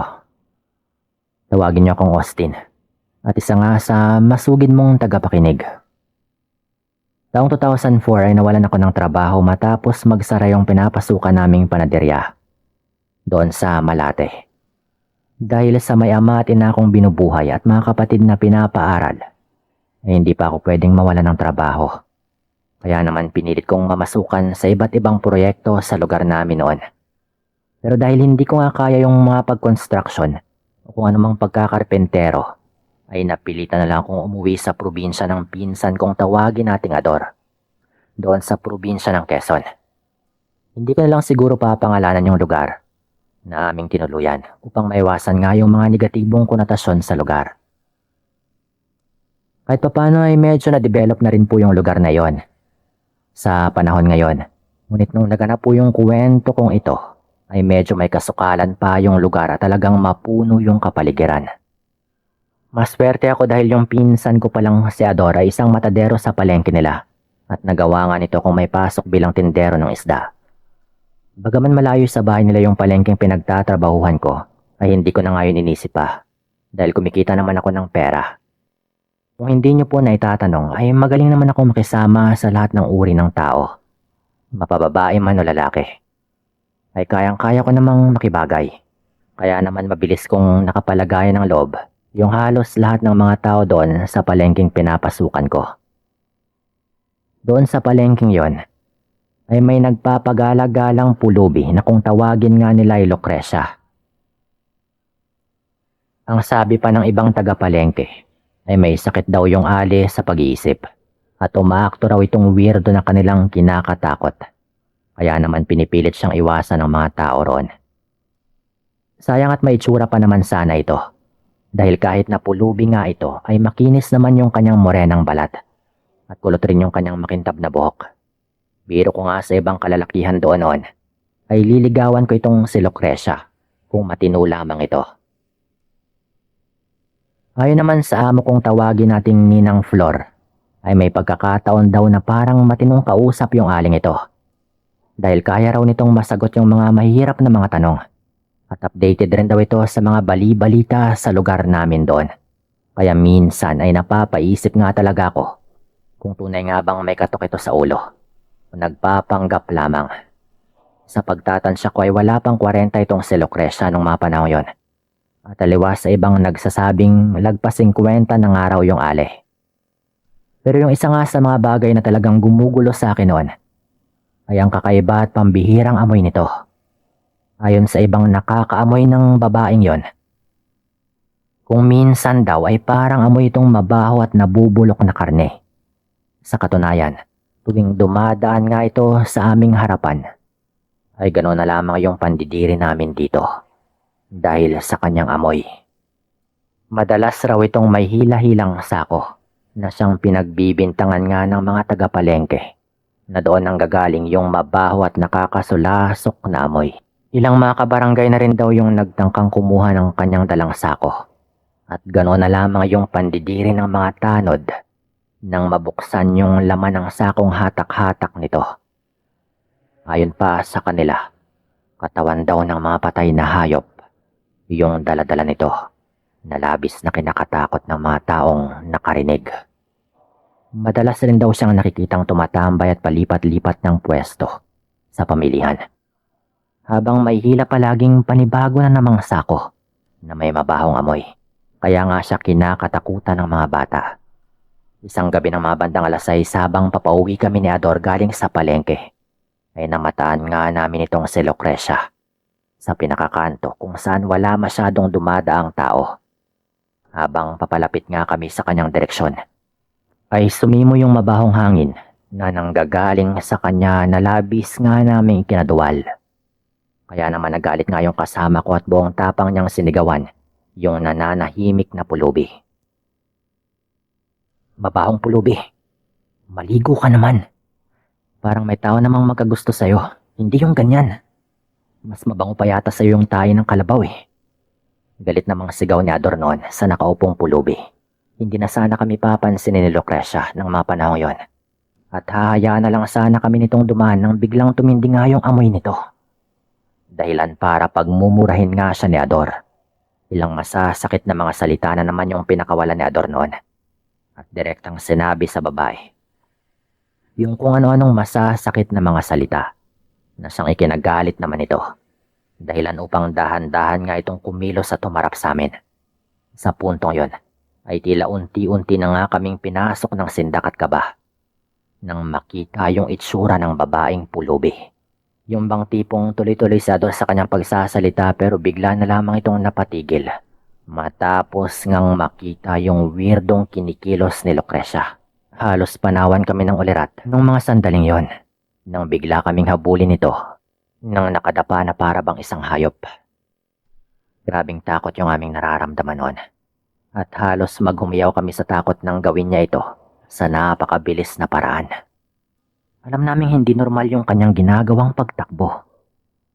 Kaya naman wala kaming lingon-lingon na nagtatatakbo ng dire-diretso hanggang sa may makasalubong nga kaming grupo ng mga tanod na nagpapatrolya sa lugar at nang sabihin namin sa kanila yung aming mga nakita at sa kung papaano nga kami hinabol ng babaeng pulubing yon, ay pinagtawanan lamang nila kami at iniwang tila kami pa nga yung may problema.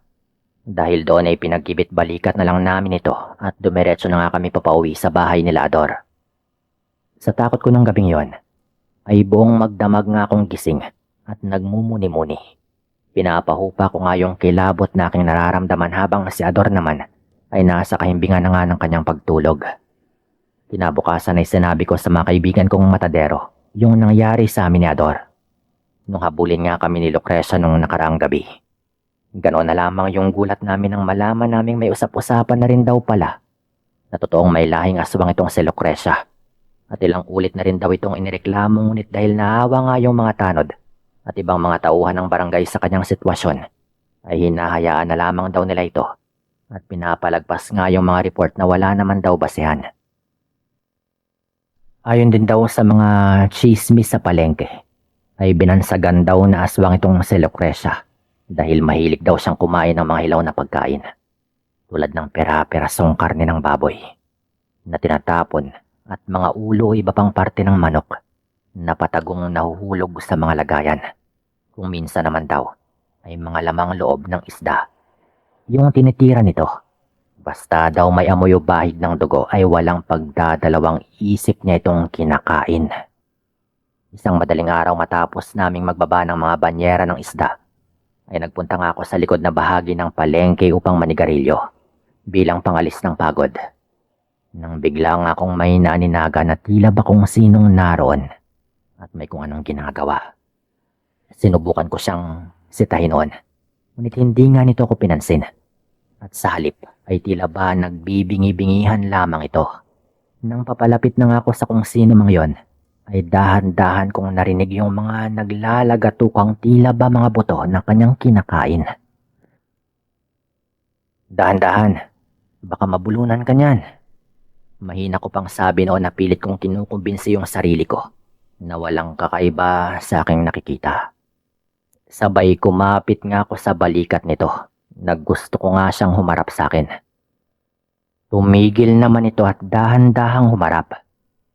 Noong unti-unting mahagip ng liwanag ng poste yung itsura nito habang nakaupo siya sa isang sulok, ay ganoon na lamang yung takot ko nang makita si Lucrecia na puro dugo nga yung bunganga at namumula na yung mga mata na talaga namang titig na titig at nanlilisik sa matinding galit.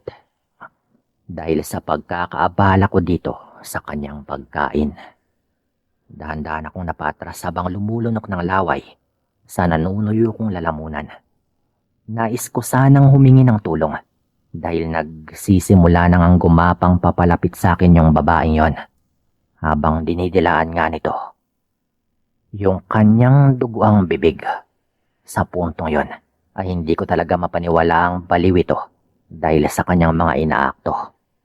Nangakma na nga akong susugurin ng nilalang ay magkakasunod namang busina ng mga sasakyan yung umalingaw sa buong palengke.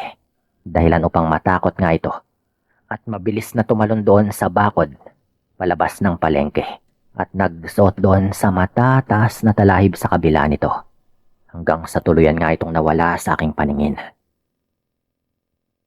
Nakahinga lang ako ng maluwag noon at muling bumalik sa loob upang muling tulungan yung aking mga kasamahan.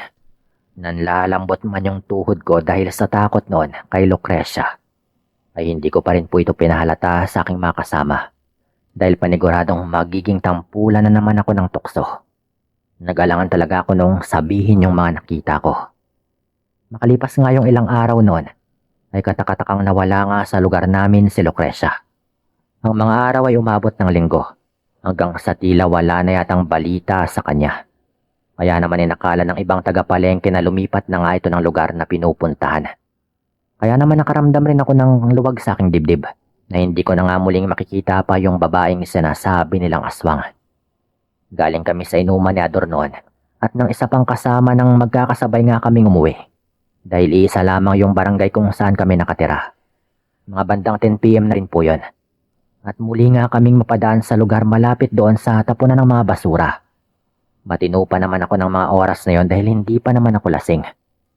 At may umagaw nga bigla ng aking atensyon sa isang madilim na sulok sa may bahaging yon. Kinurap-kurap ko pa nga noon yung aking mga mata nang mapansin ko na tila ba may gumagalaw sa parting dulo sa may gawin ng nakasalansang tumpok ng mga basura.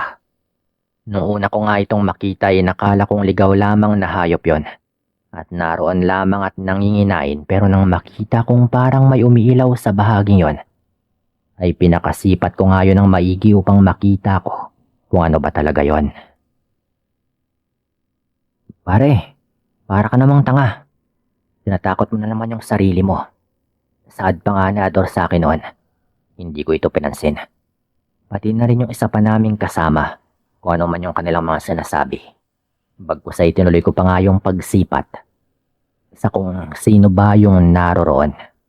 Nung mahawi nga yung mga ulap at lalong lumiwanag yung ilaw na nagmumula sa buwan, ay halos panawan kaming tatlo ng ulirat nang makita yung nakakatakot na nilalang na sa unang tingin pa lang ay nakilala kong si Lucrecia.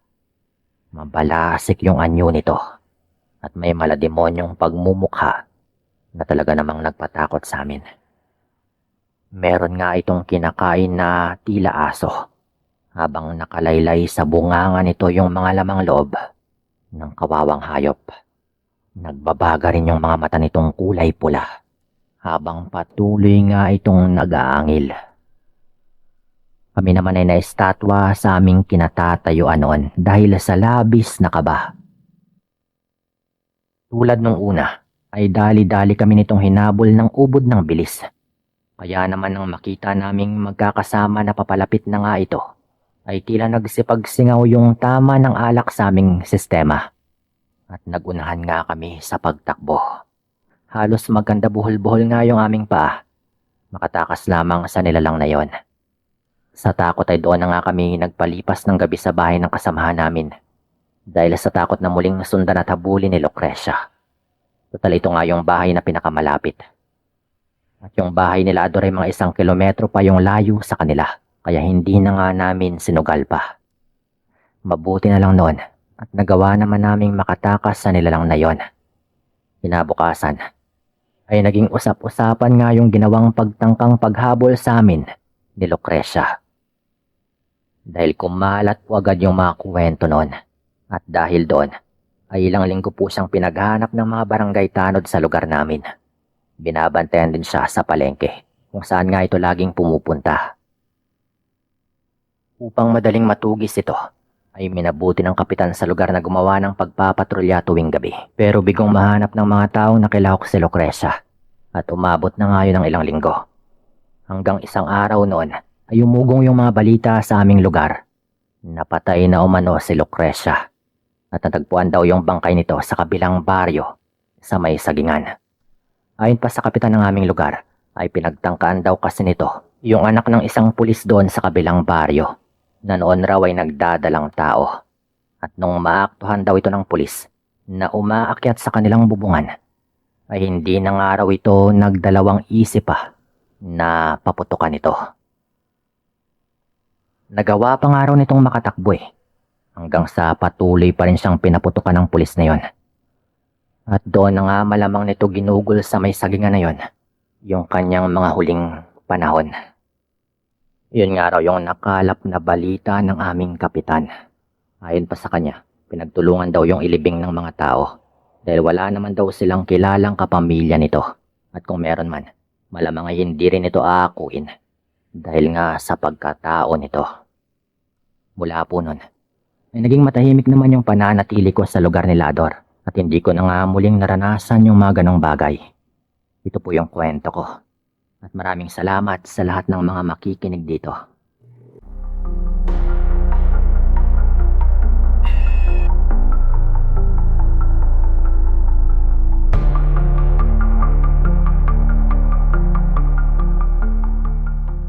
Tawagin niyo akong Miguel, 27 anyos sa taga Mandaluyong.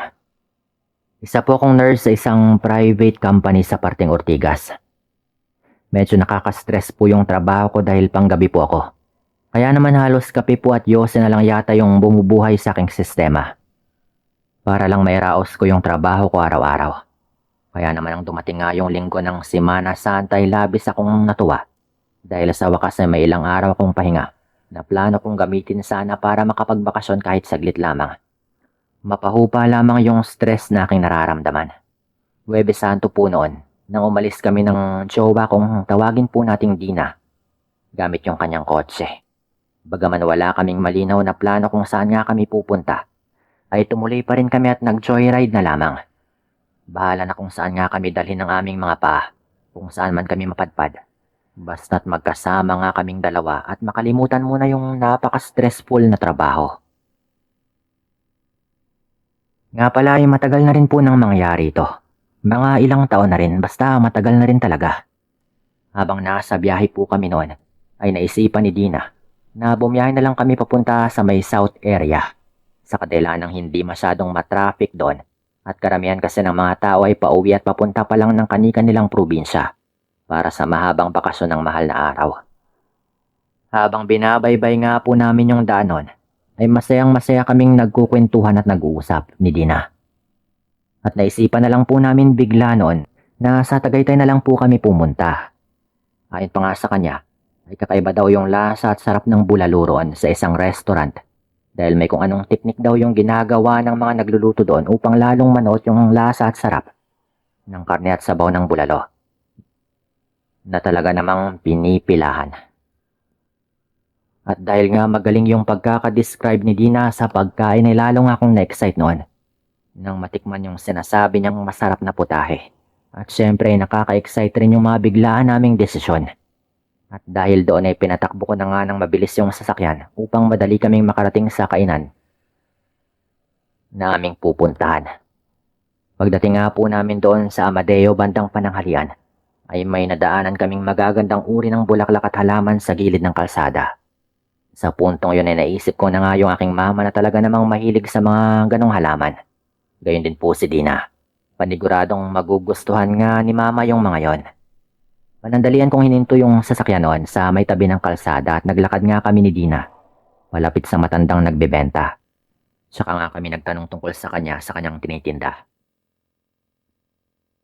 Ito ba yung mga gusto nyo? Naku, may mga naka-order na kasi sa akin ito eh. At next week pa yung stock namin dito eh. Kung gusto ninyo, puntahan ninyo yung pinaghahanguan namin ng bulaklak at halaman. Saad pa nga ng matanda noon. At saan po kaya tong lugar? Mari ba naming malaman? Saad nga ni Dina noon, na tila ba interesado na malaman kung saan. Sa may paanan ng bundok ng Pico del Oro. Doon namin hinahango yan. May kalayuan lang ito sa main road pero sulit naman yung biyahe ninyo kung doon kayo magpunta. Bale, pinsan ko yung may-ari nun. Ibibigay ko na lang sa inyo yung lugar kung saan nga kayo pupunta. Kapag naroon na kayo, ipagtanong-tanong nyo na lang. Kilala naman kasi siya sa lugar. Nakangiting saad pa nga nito sa amin noon. Nung magkatinginan pa kami ni Dina ay sabay kaming napangiti dahil pareho naming naisip na pumunta nga doon sa lugar na sinasabi ng matanda. Baka marami tayong mabiling mga halaman doon. Maring mas maganda pa sa tinda ng matanda sa Amadeo.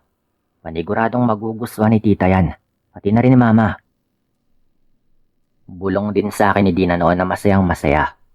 Walang pagdadalawang isip kong kinuha yung address ng pinsa ng tendera na itago na lang po natin sa pangalang Manang Lina. Kaya naman lubos nga yung aming pasasalamat sa tendera ng halaman tapos ay tumuloy na nga rin kami. Sa kainan kung saan kami nananghalian, ay talaga namang sulit yung pagdayo namin dahil yung bulalong kinain namin noon ay literal na ubod ng sarap. Mula sa baw hanggang sa mga gulay nitong kalahok. Ngunit dahil sa kagustuhan ni Dina na makapunta nga sa bundok ng Pico del Oro ay pinagmadali niya kung kumain kaya naman yung ibang mga putahe na hindi pa nga namin nagalaw ay pinabalot na lang niya at binaon na lang namin para may makain kami habang nasa biyahe papunta doon sa bundok. Mga bandang 2:00 ng hapon nang muli kaming bumiyahe papunta ng naturang bundok. Tinahak nga namin yung mahaba at magubat na daan papunta doon. At dahil wala pa namang mga Google Maps noon, ay literal kaming nagtanong-tanong kung paano nga matuntun yung bundok ng Pico del Oro doon sa mga residenteng nadadaanan namin sa kalsada. Nung mapagawi nga kami sa isang tindahan sa may paanan ng bundok, at nagtanong kami sa dalagitang bantay roon kung saan nga maaring matagpuan yung kubo ni Manang Lina. Kung kakilala nga ba niya yung matanda, ay laking gulat namin dahil kilala nga niya yung matanda at kilalang kilala daw yung ali dahil sa mga halaman nitong binibenta sa lugar nila. Ngunit binalaan nga kami ng dalaga na wag nang tumuloy dahil wala nang tao doon sa itaas dahil maagang umuwi yung ali. At baka wala namang mag-entertain sa amin doon. Hindi naman ito pinansin ni Dina at sa halip ay dali-dali na nga niya kung niyaya papunta doon. Halos mga 30 minutos rin po yung aming naubos noon bago nga kami makarating sa nasabing tirahan ng ali. Dahil sa sukal ng daan at liblib nga yung naturang lugar, ay talagang medyo natagalan kami. Pero labis rin po yung pagkamangha namin sa kapaligiran dahil papasok pa lang kami sa bakuran ng kubo ng ali. Ay makikita na yung nagagandahan niyang mga halaman na tila ba nang akit sa kanyang mga customer upang bumili. Lalo nga nung dumungaw kami ni Dina sa loob ng bakuran. At doon ay nakita nga namin yung mga nagagandahang flower arrangement na hiwa-hiwalay sa bawat uri ng bulaklak at iba pang rare na mga halaman na mukhang doon lamang makikita at makukuha.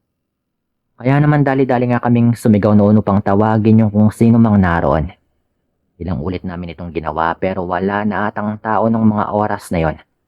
Tama nga yung dalagitang tindera na nagpaalala sa amin. Isa pa yan ng oras na rin po kami nakarating doon. Medyo padilim na rin yung kalangitan. Kaya ganoon na lamang yung aming pagkadismaya dahil wala nga kaming nabili na kahit ano man lang doon. Kaya naman nabuo nga sa isipan ni Dina yung isang masamang bagay noon. Dali-dali siyang kumuha ng isang malaking lagayang plastik sa gilid. At doon ay isa-isa po niyang isinilid yung ilang piraso ng mga halaman na kanyang natipuhan. Sinubukan ko pa siyang pigilan noon. Ngunit hindi nga niya ako pinakinggan at sa halip ay naggalit pa ito. Nag-iisip ka ba? Alam mong malayo ang ating pinanggalingan. Ipagpapabukas pa ba natin to? Tsaka hindi pag nanakaw yung gagawin natin. Babayaran rin naman natin lahat ng mga ito, di ba? Sabi pa nga po nito. Wala naman akong nagawa ng mga sandaling yon kaya naman dumukot na lang din ako ng pera sa aking wallet. At iniwan nga ito sa may pinakatarangkahan ng bakuran. Habang bumubulong ng paumanhin sa nakakahiyang ginawa ng aking tsowa. Nang makarami na nga si Dina sa mga nakuha niyang halaman, ay doon na nga kami nagdali-daling umalis. Kung gaano nga ako katakot sa aming ginawa ay sa namang kabaligtaran nung kay Dina. Dahil tila tuwang-tuwa pa rin po ito sa kanyang maling ginawa. Ngunit dahil ayaw ko rin makipag-away sa kanya, ay hinayaan ko na lang din ito at tumuloy na nga kami sa loob ng aming sinasakyan. Siyempre alam kong mali pa rin yun kahit binayaran din namin. Hindi rin namin alam kung sapat ba yung perang iniwan namin doon. Nung ini-start ko na nga yung kotse, ay may kung sino nga akong natanaw sa hindi kalayuan doon sa aming kinaroroonan. Kaya naman dito na nga ako nagsimulang kabahan ng matindi. Nung mapaandar ko na, ay buong bilis nga kaming humarurot papalayo sa lugar. Kabado akong nagpapalingalingan noon sa magkabilang side mirror ng mga sandaling yon. Habang si Dina naman ay masayang masaya dahil sa magagandang mga halaman niyang maiuwi sa amin. Habang binabaybay namin yung daan papunta sa main road, ay ganoon na lang yung gulat ko nang biglang may kumalabog sa bubungan ng aming sinasakyan. Sa sobrang lakas ng kalabog, ay grabe nga yung gulat naming dalawa sa kung ano nga ba yung nagdahilan ng ingay na yon. Bahagya akong binagalan yung takbo ng aming sinasakyan at pinakasipat-sipat ko kung ano nga ba yung may gawa ng ingay sa aming bubungan. Ititigil ko pa sana yung kotse, ngunit hindi na nga ako pinahinto ni Dina dahil ayon sa kanya ay baka meron lang daw na nagbato sa amin ng kung ano. At yun nga po yung aming narinig sa bubungan. Ayon pa kay Dina noon ay baka meron din daw mga NPA doon at naghihintay lang ng mabibiktima upang nakawan o kung minalas-malas pa ay kanilang mapatay. At dahil sa ideyang yon, ay nakaramdam ako ng kaba kaya naman tinapakan ko nga yung silinador ng sasakyan upang lalong mapabilis yung takbo. Pero napakunot ako ng aking noo kung bakit para bang hindi kami bumibilis bagkus ay parang may pumipigil sa aming pag-arangkada. Dahil sa ramdam kong hirap nga yung aming sinasakyan. Sinubukan kong tignan yung likurang bahagi ng kotse. Ngunit talagang madilim nga yung kapaligiran sa labas kaya naman wala nga akong maninagan ng mga sandaling yon. Dahil din sa matatayog na mga puno at halaman. Habang patuloy kami sa pag-antara ay tila ba lalong pabigat ng pabigat yung aming sinasakyan. Na halos tumatakbo na lang po kami noon ng 30. Kahit nabaon na po yung pagtapa ko ng silinyador. Inabot na rin po kami ng gabi noon. Ganon na lang yung takot namin ni Dina. Nang sa pagsampa namin sa mismong main road, ay bumungad sa amin yung isang nilalang na mukhang aso. At may pares ng ubod na pulang mga mata na talagang nagbabaga sa dilim. Habang naglalaway po ito ng ubod ng lapot, kitang-kita rin namin ni Dina na nakakapit sa likurang bahagi ng aming sinasakyan yung nilalang na yon. At talaga namang pinipigilan kaming makausad. Sa takot naming dalawa, ay sumigaw kami ng sumigaw noon ng ubod ng lakas at sinubukan naming humingi ng tulong sa mga sasakyan na nadadaanan o nakakasalubong namin. Pero parang walang ibang nakakakita sa nakakatakot na nilalang sa likod namin. Bukod pa sa wala rin kaming gaanong nakakasalubong noon. Parang awa mo na, wag mong ihinto. Wag mong ihinto. Natatarantang sigaw pa sa akin ni Dina noon. Huwag kang mag-alala. Kahit na hindi mo sabihin ay wala akong planong huminto. Wala akong balak na ihinto to. Takot ko namang sigaw sa kanya noon. Nung napagtanto ng nilalang nalilipat kami ng daan na aming tatahakin, bigla po itong nagdadabog sa likuran na parang nais nitong sirain yon. Guni-guni lang natin yan. Guni-guni lang yan. Sigaw pa nga noon ni Dina. Pero alam ko sa sarili ko na hindi totoong guni-guni lang dahil talagang may nakakapangilabot na animoy hayop na nakatungtong sa may likurang bahagi ng kotse. Doon na nga ako napilitang ikabig ng makailang ulit yung manibela para subukang ilaglag yung kung anumang nilalang na yon sa kotse. Makailang ulit kong ginawa yon. Hanggang sa magpagewang-gewang na nga kami ngunit dahil sa may isang mahabang kurbada sa unahan, ay ganoon na lamang yung pagsisisi ko sa ginawa ko. Nung hindi ko na nga makontrol yung kotse at bumangga nga kami sa isang malaking puno sa gilid ng kalsada. Nakapagpreno naman ako noon, kaya't hindi naman sobrang lakas ng pagkakabangga namin, buti na lang. Papaandarin ko pa nga sana yung kotse habang nagpapalinga-linga kung nasaan na nga ba yung nilalang na yon. Nang bigla namang may bumungad sa amin na matandang babae. Nakatakip yung buhok nito sa kanyang mukha at pati na rin sa kanyang dibdib. Pero wala po itong saplot. Ibalik niyo ang kinuha niyo. Sabi pa nga po nito habang nakatayo ito sa gilid ng kotse. Hindi nakapagsalita si Dina dahil sa takot. Kaya ako ngayong naglakas loob at mabilis na hinablot yung plastic na may mga halaman. Sabay binuksan yung bintana. Grabe yung kaba ko nung hinablot yun ng mabilis ng matanda. Sabay sumigaw nga ito na umalis na umano kami. Makailang ulit niyang sinigaw yon. Nakitang-kita ko pa nga sa side mirror yung nakakapangilabot nitong mukha. Bago nga ito tumalikod at umalis. Hindi na ako nagdalawang isip noon at pinandar ko ulit yung aming sinasakyan sabay pinatras at mabilis na pinaharurot. Siyempre bahagyang nayupi yung unahan ng kotse pero hindi naman malala. Iyak na lamang ng iyak yung nagawa ni Dina noon. Napag-usapan rin namin na itago na lang yung tungkol doon nung nakauwi na kami. Lalo at wala rin namang maniniwala kahit anong pangumbinsi pa yung aming gawin. Hindi rin namin alam kung sino ba talaga yung matanda. Kung siya nga ba yung may-ari ng bahay o ano. O baka kapitbahay lang o taga roon na nakita nga yung aming ginawa at nagkataong hindi pala ito normal. Hindi namin sigurado kung ano nga ba doon yung totoo. Kahit kailan na hindi namin malilimutan yung mga nangyari at nangakong hindi na babalik pa sa lugar na yon.